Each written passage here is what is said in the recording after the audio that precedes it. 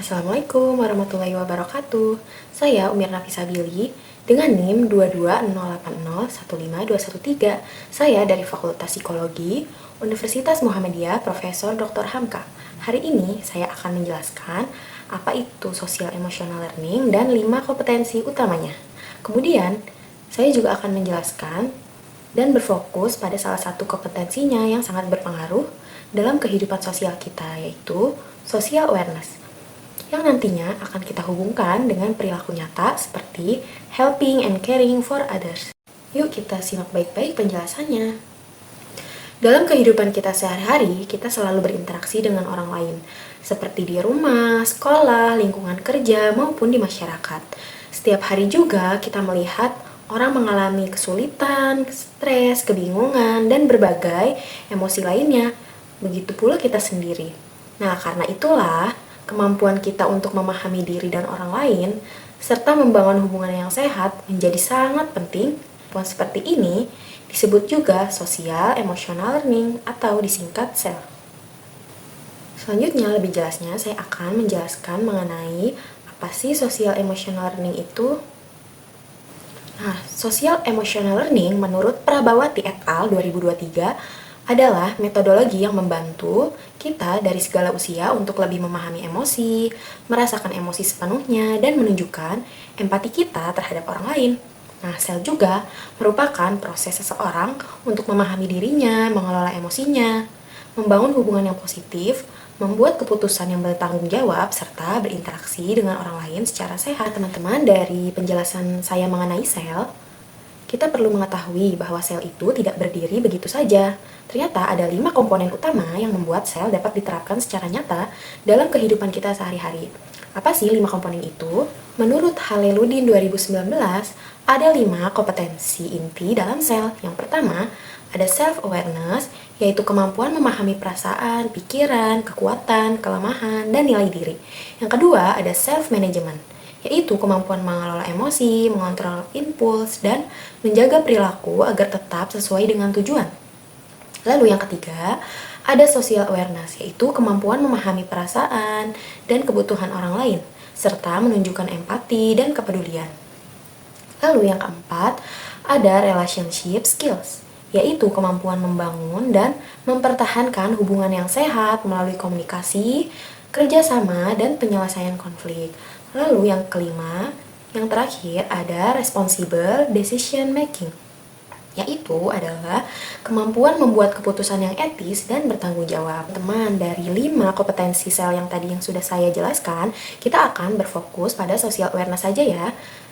Social awareness menurut Aisyah dan Hidayah 2024 merupakan kemampuan individu untuk memahami dan menyadari berbagai aspek dalam kehidupan sosial, termasuk mengenali perbedaan serta keberagaman antar individu. Dan kemampuan ini juga mencakup empati terhadap orang lain, kemampuan untuk melihat suatu situasi dari sudut pandang yang berbeda, serta kepekaan terhadap norma dan sosial yang berlaku di masyarakat. Individu dengan tingkat social awareness yang tinggi cenderung lebih mampu menjalin hubungan interpersonal yang lebih positif.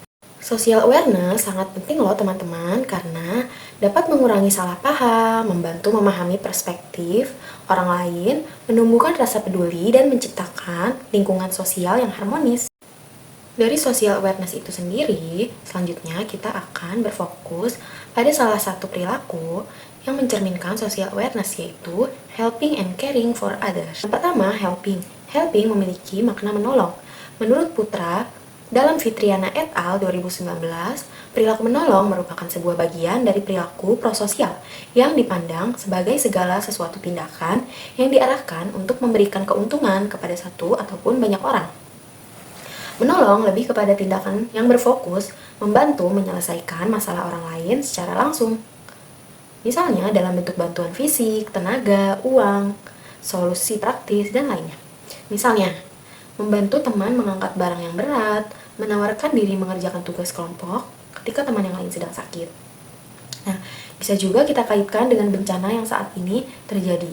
Seseorang yang memiliki jiwa penolong, ia akan membantu untuk memberikan bantuan secara fisik, yaitu tenaga, uang, dan bisa juga membantu tim relawan membagikan makanan, air bersih, ataupun hal lainnya yang dibutuhkan oleh penyintas bencana.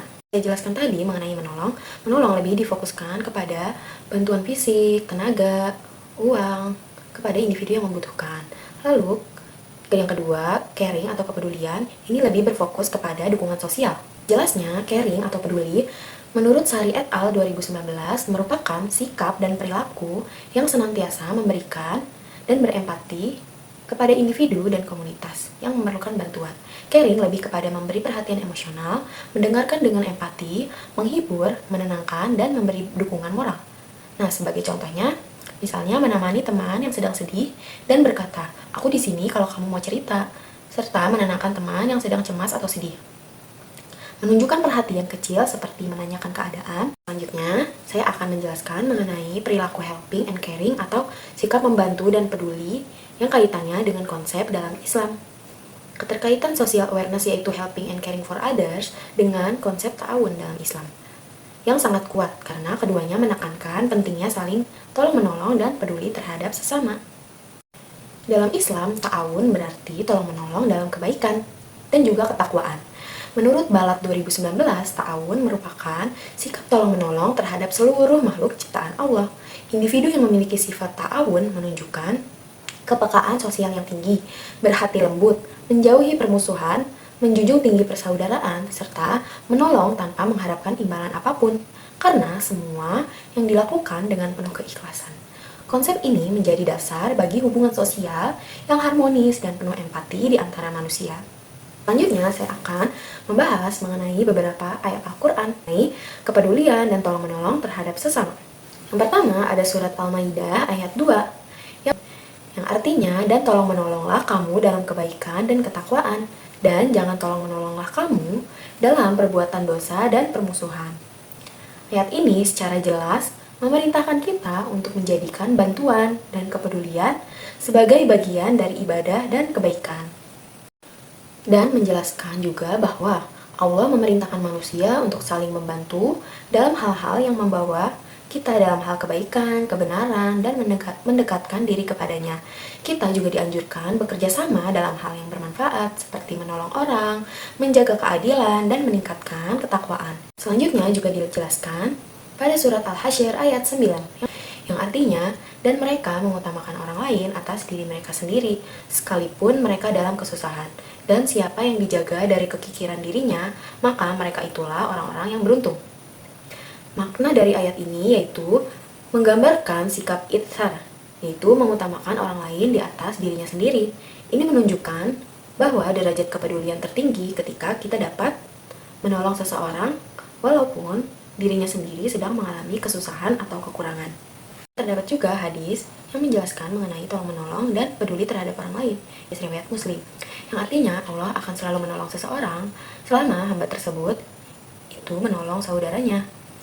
Dan Allah akan membalasnya dengan kebaikan yang berlipat ganda. Hadis ini juga terlihat bahwa Islam mengajarkan bahwa manusia yang paling baik adalah mereka yang kehadirannya membawa keringanan, bantuannya menyelesaikan masalah, dan sikap pedulinya membuat orang lain merasa dihargai, serta diperhatikan. Dengan kata lain, menjadi manusia yang baik berarti berusaha membantu, peduli, dan melakukan hal-hal yang membuat kehidupan orang di sekitarnya menjadi lebih mudah dan lebih baik. Selanjutnya, saya ada cerita nih teman-teman mengenai kisah Nabi Muhammad yang menggambarkan helping and caring for others. Kisah ini mengisahkan antara Nabi Muhammad dan pria buta Yahudi. Yuk simak baik-baik ceritanya. Ceritanya yaitu, ada seorang pria Yahudi yang sudah tua dan buta. Setiap hari Rasulullah mendatanginya dan menyuapinya makanan. Nah, menariknya, pria buta ini selalu memaki Rasulullah, padahal ia tidak tahu bahwa orang yang ia maki adalah orang yang sedang menyuapinya. Nah, meskipun begitu, walaupun Rasulullah sudah dimaki, Rasulullah tidak pernah membalas. Beliau tetap menyuapi dengan lembut, dengan penuh kasih sayang, tanpa pernah mengungkit keburukan orang Yahudi tersebut. Singkat cerita, setelah Rasulullah wafat, Abu Bakar radhiyallahu anhu mencoba melanjutkan kebiasaan menyuapi orang Yahudi tersebut. Tetapi, ketika Abu Bakar menyuapi pria Yahudi tersebut berkata, "Siapa kamu? Tangan yang biasanya menyuapiku lebih lembut daripada tanganmu." Ketika diberitahu bahwa yang dulu menyuapinya adalah Nabi Muhammad, pria tersebut langsung menangis dan akhirnya masuk Islam. Nah, dari pelajaran kisah ini, kita dapat mengambil teladan mengenai social awareness, yaitu diantaranya yang pertama, Nabi menolong tanpa melihat agama atau sikap orang tersebut. Walaupun orang tersebut sudah memaki-maki Nabi, mengata-ngatai Nabi, tetapi Nabi tetap berbuat baik dan tetap menyuapi orang tersebut. Lalu yang kedua, menunjukkan empati dan perbuatan baik tanpa pamrih. Lalu yang ketiga, mengajarkan bahwa caring and kindness atau kebaikan dapat meluluhkan hati siapapun. Sebagai penutup, kita dapat memahami dan menyimpulkan bahwa social emotional learning atau SEL adalah keterampilan yang sangat penting dalam kehidupan kita. Di antara kompetensi tersebut, social awareness memiliki peran yang besar karena menyangkut kemampuan untuk merasakan, memahami, dan mempedulikan kondisi orang lain. Dan sikap tolong-menolong dan membantu juga dikaitkan dengan prinsip agama Islam yaitu ta'awun, dan Al-Quran serta Al-Hadis sudah memerintahkan umat manusia untuk saling membantu, peduli, dan memperhatikan sesama. Dan kita juga dapat melihat teladan langsung dari kebiasaan dan perilaku Rasulullah. Nah, harapannya melalui pemahaman kita mengenai SEL, social awareness, dan helping and caring for others, kita dapat meneladani ajaran Rasulullah dan kita bisa menerapkan sikap helping and caring for others dalam kehidupan kita sehari-hari. Terima kasih teman-teman atas perhatiannya.